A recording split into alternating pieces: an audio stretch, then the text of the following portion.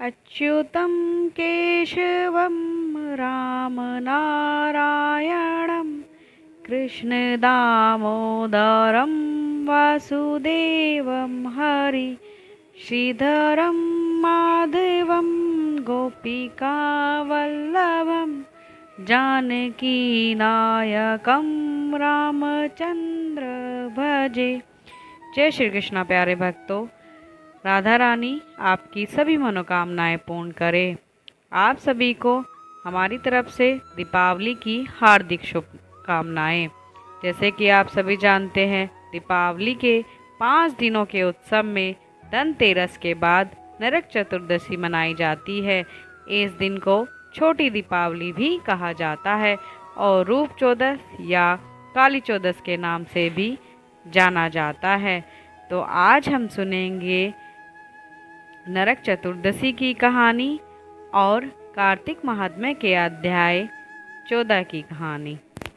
नरक चतुर्दशी वही दिन है जब भगवान श्री कृष्ण ने नरकासुर नामक महादैत्य का वध किया था और 16,100 रानियों को उसके बंधन से मुक्त करवाया था। इसलिए हम भगवान श्री कृष्ण के विजय दिवस के रूप में भी नरक चतुर्दशी को मनाते हैं। तो चलिए इस पवित्र दिन की कथा का श्रवण करते हैं। भक्तों, ऐसा कहा जाता है कि जो भी मनुष्य इस कथा का श्रवण करता है और अंत तक पूर्ण कथा का श्रवण करता है, उसे नरक की सभी यातनाओं से हमेशा के लिए मुक्ति मिल जाती है और उसके पूर्व पाप कर्मों का तत्काल ही नाश हो जाता है। नरक चतुर्दशी की पौराणिक कथा के अनुसार भगवान श्री कृष्ण अपनी 8 पत्नियों के साथ सुखपूर्वक द्वारका में रह रहे थे। तभी एक दिन स्वर्गलोक के राजा इंद्रदेव ने आकर उनसे प्रार्थना की कि हे श्री कृष्ण, प्राग ज्योतिपुर के दैत्य राजा भौम असुर के अत्याचार से देवता गण त्राही त्राही कर रहे हैं। वह क्रूर भौमासुर ने वरुण का छत्र, अदिति के कुंडल और देवताओं से मंदार पर्वत को भी अपने अधिकार में कर लिया है और वह त्रिलोकी विजय हो गया है। इंद्र ने कहा, भौमासुर ने पृथ्वी के कई राजाओं और आम जनों की अति सुंदर कन्याओं का हरण करके उन्हें अपने यहाँ बंदी गृह में डाल रखा है। कृपया करके इसका कोई उपाय करिए और हमें इस असुर से बचाइए। जब भगवान श्री कृष्ण ने इंद्र की प्रार्थना सुनी तो वह अपनी प्रिय पत्नी सत्यभामा को साथ लेकर गरुड़ पर सवार होकर प्राग ज्योतिपुर पहुँचे। प्राग ज्योतिपुर, लेकिन इस नगरी में प्रवेश करना इतना भी सरल नहीं था, क्योंकि यह नगरी पहाड़ों, हथियारों, अग्नि, जल और वायु से घिरी हुई थी। इस नगर के चारों ओर किले को बंधवाकर सुरक्षित किया हुआ था। नगरी के चारों दिशाओं में 4 विशाल किले इसकी रक्षा कर रहे थे और साथ ही चारों ओर से भयानक सैन्य बल उसको सुरक्षा प्रदान कर रहे थे। लेकिन भगवान श्री हरि के लिए कौन सा कार्य दुष्कर हो सकता है। उन्होंने अपनी गदा के एक ही प्रहार से सभी किलों को तोड़ दिया और उनके बाणों के अवृत प्रहार से सभी सैन्य दल इधर उधर भागने लगे और फिर अपने चक्र द्वारा भगवान श्री कृष्ण ने अग्नि, जल और वायु की सुरक्षा को भी भेद दिया। तत्पश्चात भगवान कृष्ण ने शंखनाद किया। उसकी ध्वनि ऐसे प्रतीत होती थी जैसे प्रलय के समय गड़गड़ाहट उत्पन्न होती है। अब भगवान के 5 जन्य का कंपन सुनकर जल में सोया हुआ 5 मुख वाला राक्षस मूर उठकर खड़ा हो गया और उसने अपना त्रिशूल उठाया। वह सूर्य की अग्नि के समान भयंकर तेज और प्रकाश से प्रज्वलित हो रहा था। उसे देखकर ऐसा लग रहा था जैसे उसने अपने 5 मुखों से तीनों लोगों को निगल लिया हो। उसके ऊपर भगवान श्री कृष्ण ने आक्रमण किया। जिस प्रकार तक्ष पुत्र गरुड़ सांप पर आक्रमण करता है, उसी प्रकार भगवान श्री कृष्ण ने उस असुर पर आक्रमण किया। मूल ने अपना त्रिशूल घुमाकर अपने 5 मुखों से ऐसी गर्जना की जिससे सभी दिशाएं, आकाश और अंतरिक्ष गूंज उठे और गरुड़ पर प्रहार किया।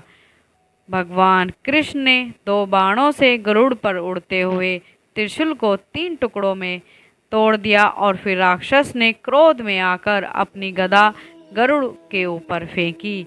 युद्ध के मैदान में उस समय उड़ते हुए उस गदा को भगवान श्री कृष्ण ने अपनी गदा से हजारों टुकड़ों में तोड़ दिया और भगवान श्री कृष्ण ने अपने चक्र से उस 5 मुख वाले राक्षस का सिर काट दिया। उसका कटा हुआ सिर पानी में गिर गया।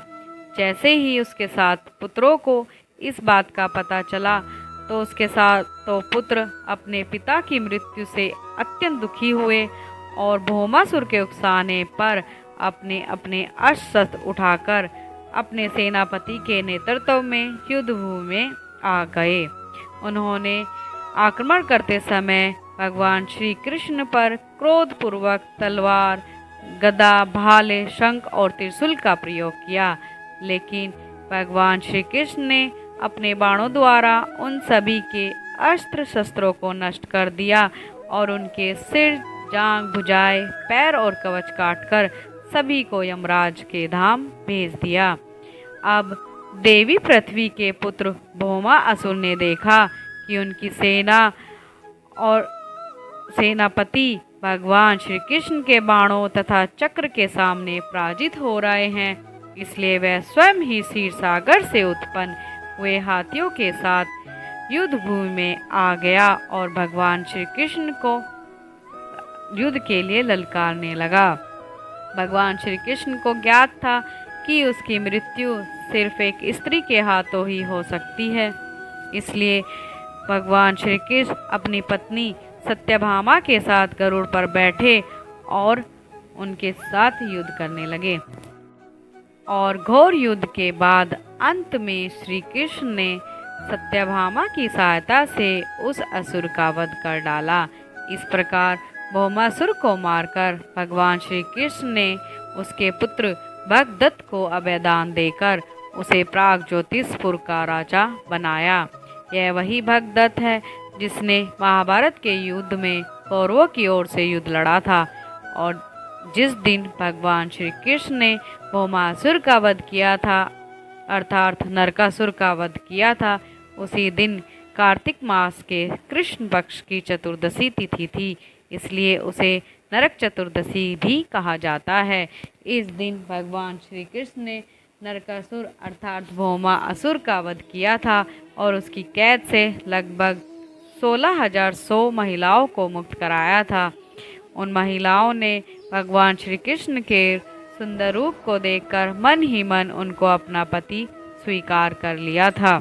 उन सभी राजकुमारियों ने भगवान श्री कृष्ण से प्रार्थना की कि हे प्रभु, भौमासुर के द्वारा अपहरण किए जाने के बाद अब उनका परिवार उनको स्वीकार नहीं करेगा, अतः आप हमसे विवाह कर ले और अपनी पत्नी के रूप में हमें स्वीकार करें। उनकी प्रार्थना सुनकर भगवान श्री कृष्ण ने उन सभी को अपनी शरण में लिया और अपनी रानियां बनाकर सम्मान पूर्वक उन्हें द्वारिका ले आए। तो इस प्रकार नरकासुर का वध करने के कारण हम नरक चतुर्दशी का यह पर्व मनाते हैं। अब श्रवण करते हैं कार्तिक महात्म्य के अध्याय 14 की कथा। पिछले अध्याय में हमने देखा कि भगवान शिव ने जलंधर का वध कर दिया। तत्पश्चात इस कथा को आगे बढ़ाते हुए देव ऋषि नारद ने कहा कि हे राजन, जब भगवान शिव ने दैत्यराज जलंधर का वध कर दिया तो सभी देवतागण प्रसन्न होकर भगवान शिव की स्तुति करने लगे। इस प्रकार कहने लगे कि हे महादेव, जलंधर को मारकर आपने हम सभी देवताओं पर बड़ा ही उपकार किया है। जलंधर के वध से तीनों लोकों में सुख व्याप्त हो गया है। चारों ओर सभी प्रसन्न और आनंदित दिखाई दे रहे हैं। लेकिन हे देव, भगवान विष्णु वृंदा के तेज के प्रभाव के कारण पाषाण बनकर उनकी भस्म में लौट रहे हैं, इसलिए कृपया कर आप उनका मोह नष्ट कर दीजिए। इस प्रकार देवताओं की प्रार्थना सुनकर भगवान शिव ने कहा कि हे देवताओं, आप सभी भगवान की योग माया की शरण में जाइए, वही इस संकट को दूर कर सकती है। भगवान शिव की यह बात सुनकर सभी देवता गण योग माया की स्तुति करते हुए कहने लगे कि हे आदि शक्ति, हे माँ माया, आप संसार की रचना, पालन और संहार करने वाली है। तीनों गुण सत्व, रज और तम आपसे ही बने हैं। हे देवी, आपको नमस्कार है। हे योग माया, स्वयं ब्रह्मा भी आपकी माया से अनभिज्ञ है। आप मूल प्रकृति है, आपको हमारा नमस्कार है।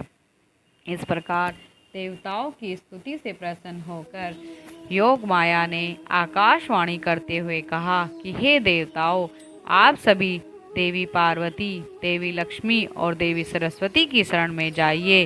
उसके बाद सभी देवता इन तीनों देवियों की स्तुति करने लगे।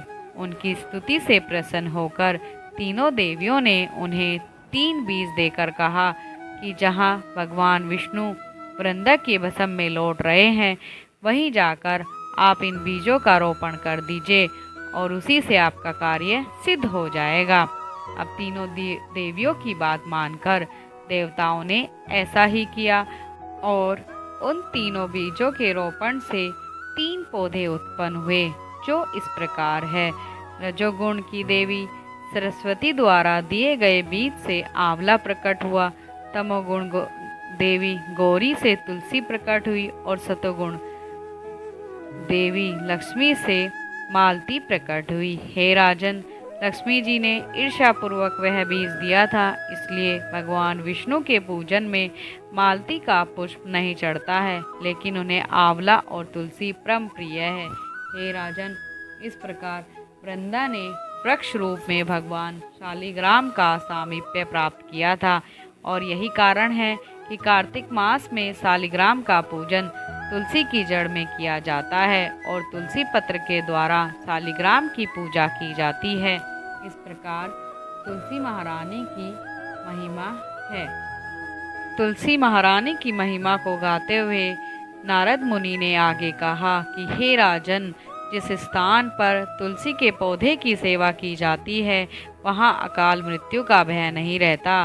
तुलसी के पूजन का वही फल प्राप्त होता है जो फल गंगा या नर्मदा में स्नान करने से मिलता है।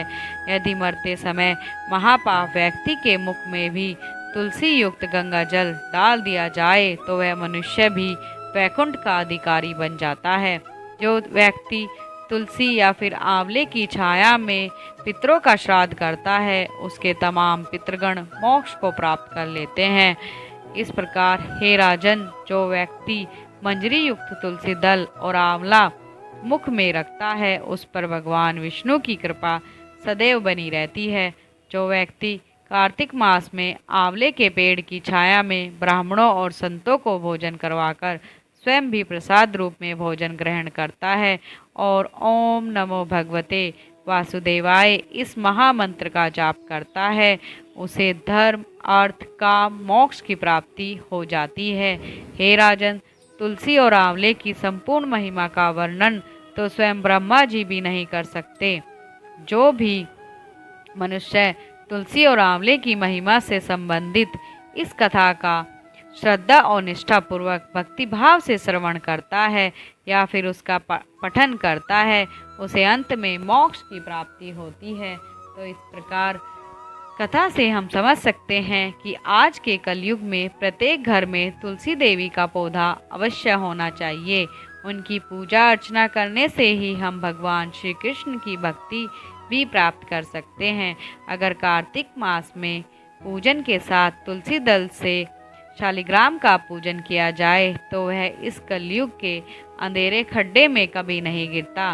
व्यक्ति अपने समस्त पापों से मुक्त हो जाता है और इस कार्तिक मास में तुलसी द्वारा भगवान विष्णु की पूजा अर्चना की जाती है और एक एक दल से की जाने वाली पूजा पर मुक्ता दान का फल प्राप्त होता है। भगवान श्री अंगों से उतरी हुई प्रसाद रूपी तुलसी को अपने मुख में, मस्तक में या फिर शरीर पर धारण करने से, भगवान के निर्माल्य से अपने अंगों का मार्जन करने से मनुष्य संपूर्ण रोग और पापों से मुक्त हो जाता है। तो यह थी आज की कार्तिक मास की विशेष कथा। ऐसी ही धार्मिक कथाओं को सुनने के लिए हमें सब्सक्राइब करिए। अगर आपने अभी तक नहीं किया है, नोटिफिकेशन ऑन कर लीजिए और यह कथाएं अपने मित्रों और परिवारजनों से भी शेयर करिए, ताकि सभी को कार्तिक मास के कथा के श्रवण का पुण्य फल प्राप्त हो सके। धन्यवाद।